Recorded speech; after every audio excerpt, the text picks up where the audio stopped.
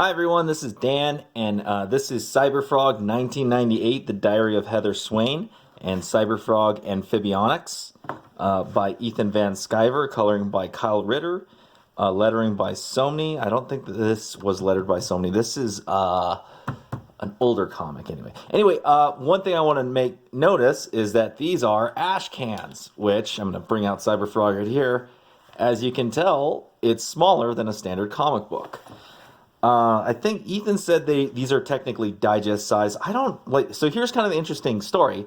When I was growing up, obviously I'm a lot younger than some of my viewers.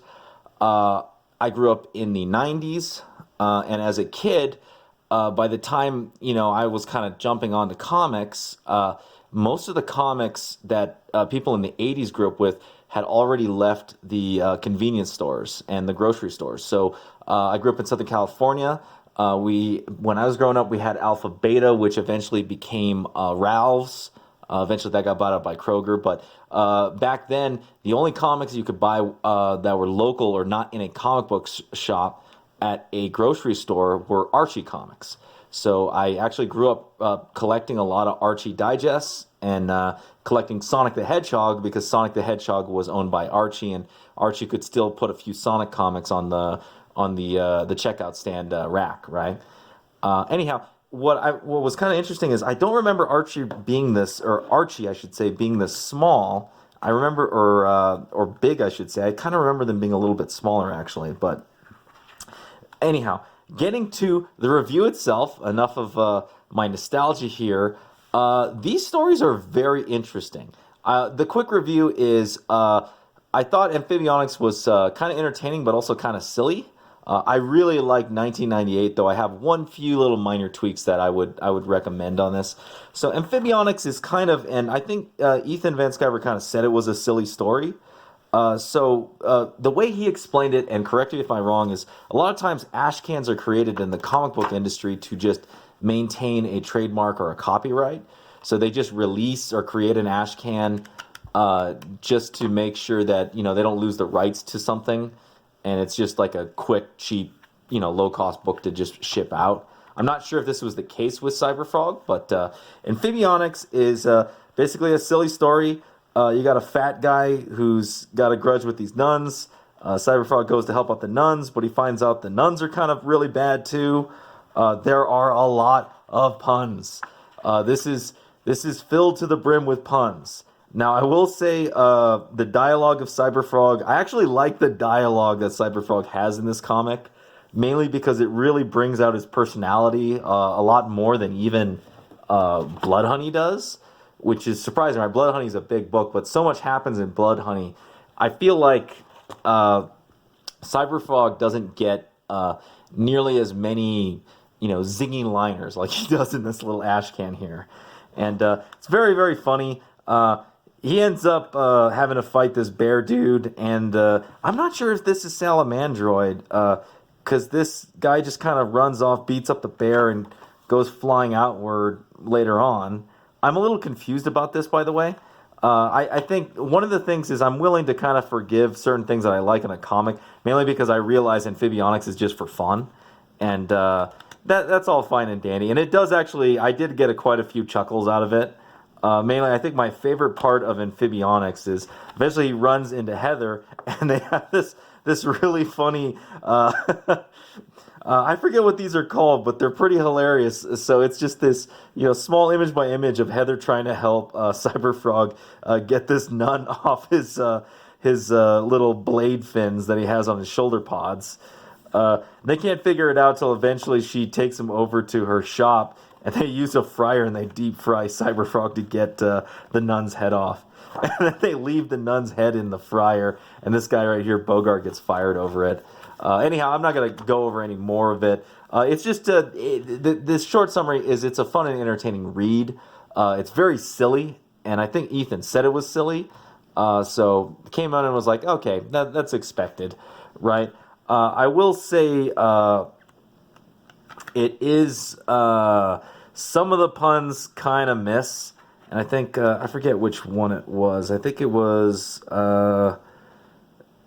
not this one, but this panel right here.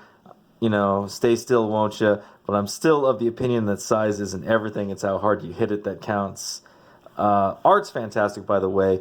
Just some of the dialogue was kind of like, I think they're having a little too much fun with it. But for what it is, to have fun, it's a great little comic. And the art is by Ethan Van Sciver is obviously fantastic. Like the blood and gore in this is pretty gross, and it's definitely it has like it reminds me a little of Spawn, some of the blood and gore. But anyhow, now to move on to Cyberfrog 1998, the Diary of Heather Swain. I really liked this a lot. Mainly because it, oh, by the way, it's signed by Ethan, too. Thank you very much, Ethan. And the reason why I really like, and nothing against Amphibionix, I understand what this was about, but this was totally worth it. I really like the Diary of Heather Swain because it builds into the regular Cyberfrog Blood Honey storyline. Now, I will say this, Ethan has an interesting take on sort of standard comic book introductions. So I do a lot of videos on Jim Shooter era comics and the Jim Shooter rules, right? So Ethan accomplishes that by, here's the setting. It's, 1986, this guy, what is the frequency? There's a lot of homages to different time points, right? Here's 1998. He's making a reference to Sonny Bono killing himself skiing. And then also, this would have been really cool if you would have actually drawn Bob Dylan. I forget if this is Portnoy, Michael Portnoy. Am I pronouncing that right? But I just remember he was doing a concert with Bob Dylan. It would have been cool if Ethan had drawn Bob Dylan, but maybe there was a good reason why he didn't. Anyway, it's got essentially what it does is it explains from Heather's point of view what happened during the events of Blood Honey, how she survived. Really cool. So they do character introductions. I love my narration boxes. You know me, dude. I like anytime I see dead space, put a narration box in. I love it. Really love it. I know there's some guys that are Doug to Naple fanboys, and they're probably all pissed off at me because I wasn't that nice to the Bigfoot Bill comic that came with Earthworm Jim, mainly because there was a lot of dead space that Doug could have used. This is how you use dead space, and it's very good. I know who this character is. I know who this character is. I know who that character is. I know who that character is. Because it's explained to me in the narration. Perfect. You don't need to ask for much, but I do want that. Anyway, art is fantastic. Very good art, as is it should be expected, I guess, at this point from Ethan. Really cool stuff. So what I think is really interesting is the ending to this is very, very shocking because I kind of recently have been rereading Blood Honey because I want to do another review on Blood Honey. I'm not happy with my first review of Blood Honey because I kind of made it into a comparison video of Green Lantern Rebirth and Blood Honey, and I shouldn't have done that. I should have just done a review of Cyberfrog Blood Honey. But I'm going to probably just redo it, and this here kind of reminded me of all the elements of Blood Honey that I liked a lot, and the story behind it, right? I liked just building more up of Heather Swain. Again, a lot of us didn't grow up with, or I didn't grow up with Cyberfrog, so I don't remember the characters all that much. So I actually appreciated the exposition in Blood Honey.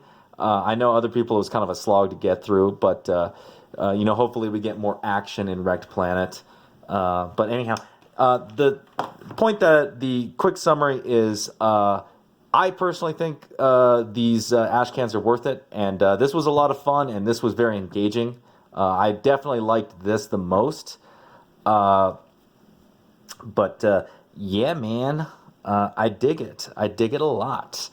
Anyhow, that's the review. Going to make it quick and short. Don't want to run this video too long. If you like the video, please hit the thumbs up. Subscribe if you haven't subscribed. Hit the bell for notifications. If you got any comments on the Cyberfrog Ashcans, Amphibionix, or 1998, The Diary of Heather Swain, leave them down below. And I will see you next time.